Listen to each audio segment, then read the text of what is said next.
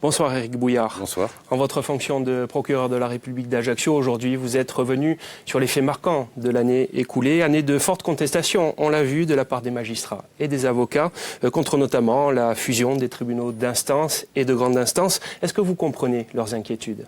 Oui, bien sûr, on peut comprendre. Et j'ai rappelé d'ailleurs que les réactions des magistrats étaient généralement non pas des réactions catégorielles, bien évidemment, mais que les magistrats avaient globalement, du siège comme du parquet, le souci de faire fonctionner, bien évidemment, les tribunaux dans lesquels ils travaillent. Donc on parle beaucoup de la place du justiciable, justement, dans cette réforme. La contestation se tourne autour d'un axe principal qui est l'accès au juge, on va dire des choses comme ça, la proximité, et les modifications des méthodes qui sont induites par la réforme, et la réforme de la carte judiciaire, bien évidemment, et puis deuxièmement aussi la concertation qui a eu lieu. Simplement, je rappelle que chacun choisit son mode de contestation d'une part, bien évidemment, et j'ai fait le choix de ne pas choisir celui-là, et d'autre part, que le magistrat, il applique la loi, bien évidemment, il ne la fait pas.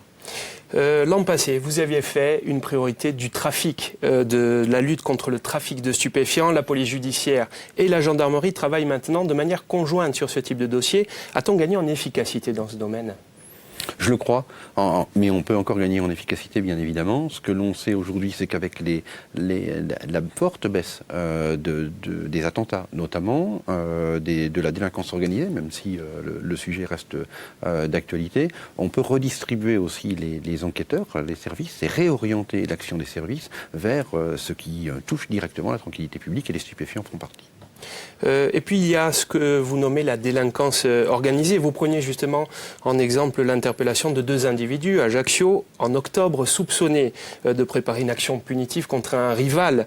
C'est selon vous emblématique d'un phénomène d'ampleur sur Ajaccio ? Oui, d'abord, c'est vrai que si les chiffres baissent, pour autant la vigilance reste de mise, bien évidemment. Mais j'ai dit aussi que ce qui était emblématique, c'est que les individus soient interpellés. Là aussi, encore une fois, c'est le signe d'une action très très forte des services de police et de gendarmerie sur l'île. J'ai rappelé qu'en pleine ville, au mois de juin, on avait tiré à l'arme sur la place du marché. J'ai rappelé qu'un homme avait été tué à Bastelica dans l'été, et ce qui s'est produit il y a quelques jours à Sartène. Donc oui, effectivement, ce type de fait de délinquance organisée ne nous quitte pas. Et encore une fois, on doit lutter. Et c'est pas la baisse statistique, elle existe. L'action de la police et de la gendarmerie se révèle efficace, mais pour autant, il faut accentuer encore l'action. Et puis également cette affaire emblématique. Il y a une quinzaine de jours, vous avez ouvert une enquête préliminaire concernant des faits qui peuvent s'assimiler à du racket, intervenu dans un bar très fréquenté en public à Ajaccio. Où en est-on de cette enquête? Et peut-on dire là aussi qu'il y a peut-être un phénomène d'ampleur qui s'installe sur la région ajaccienne?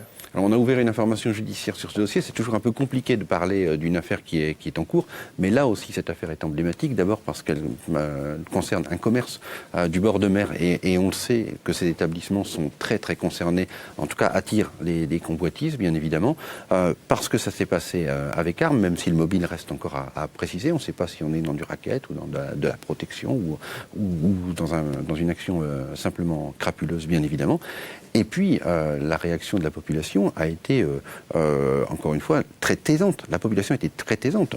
Ça se passe effectivement à une heure où l'établissement est très fréquenté, et personne ne vient provoquer l'intervention de la police. Il a fallu une ouverture d'enquête d'initiative de la part de la police.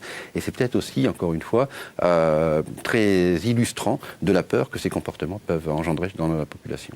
Merci à vous, Éric Bouillard. On reviendra évidemment sur cette affaire dans nos prochaines éditions.